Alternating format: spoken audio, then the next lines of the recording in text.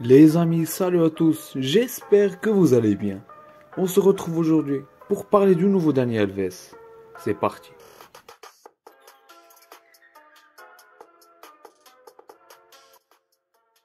Julián Vicente Araujo, né en Californie en 2001, de parents mexicains, Julián a quitté la maison en 2017 et a rejoint le Barça Academy en Arizona. Ses excellentes performances lui ont permis de rejoindre les catégories de jeunes de l'équipe nationale des États-Unis. Et à ce jour, il est pisté par le Barça. Va savoir si le transfert va finalement être confirmé par la FIFA aujourd'hui ou demain. Sinon, il viendra au mercato estival.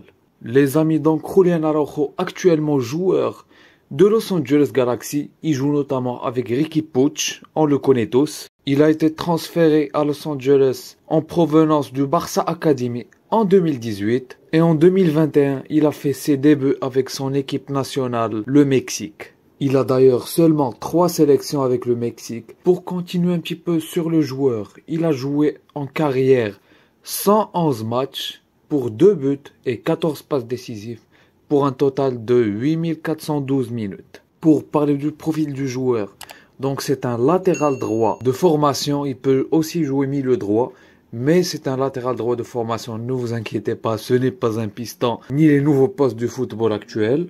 Et ce qui va nous intéresser, c'est qu'il joue avec Los Angeles Galaxy, une équipe de possession, un peu similaire au jeu du Barça. Et donc il fait des très bons appels, c'est un latéral droit très dynamique, il fait beaucoup d'appels dans le dernier tiers, et il participe beaucoup aux sorties de balles de son équipe, et aussi dans la construction du jeu. C'est un latéral droit très athlétique et vraiment bon défensivement. Il mesure 1m77 pour 72 kg. Les chiffres ne montrent pas que c'est un monstre. Ce n'est ni un Lukaku ni je sais pas quoi. Mais il apporte vraiment une présence solide au terrain et à son équipe. Donc on peut vraiment compter sur lui dans les duels. Mais il a un petit point faible, c'est qu'il va vraiment beaucoup au pressing. Et parfois, le placement c'est pas faux quoi. Donc ça, c'est des trucs un petit peu tactiques et bien sûr, ça se travaille. Concernant les centres, c'est un très bon centreur, sachant qu'on a Robert Lewandowski en numéro 9.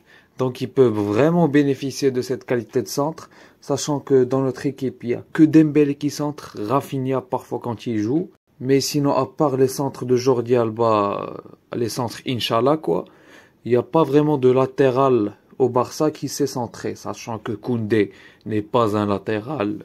Bref, vous connaissez l'histoire. Il a plusieurs types de centres, centre à rater, centre tendu. Il centre aussi en une touche. Il utilise vraiment beaucoup sa vitesse pour déborder sur le flanc droit et parfois même de centrer en une touche, voire de délivrer des centres précis quoi, directement sur la tête de l'attaquant ou du joueur qui se trouve dans la surface. Donc sa qualité de centre et de ses appels, grande force de Julián Araujo. Et vu que le petit Julián Araujo vient de Barça Academy, sa qualité de passe est vraiment très bonne.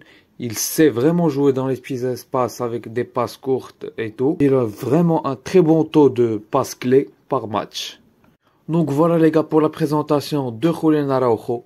Je trouve vraiment qu'il peut être un très bon renfort pour le Barça. Son profil est vraiment très intéressant, il peut vraiment contribuer défensivement, offensivement. Bien sûr, on va pas lui mettre la pression, il aura besoin d'un petit temps d'adaptation parce qu'il vient de la MLS, n'oublions pas.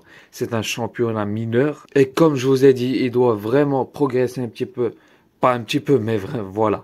Façon de parler, il doit progresser sur l'aspect tactique du jeu. On va compter sur Xavi Hernandez pour travailler avec lui sur ce point. Il a aussi une grosse marge de progression dans les 1v1 défensivement, dans les grands espaces quand il se trouve en 1v1. Pas sur l'aspect agressivité et l'aspect rugueux, mais plutôt dans l'aspect placement. S'il y a un contre-attaque de l'équipe adverse, c'est plutôt sur ce point-là. Dites-moi les amis en commentaire ce que vous pensez de Julián Araujo.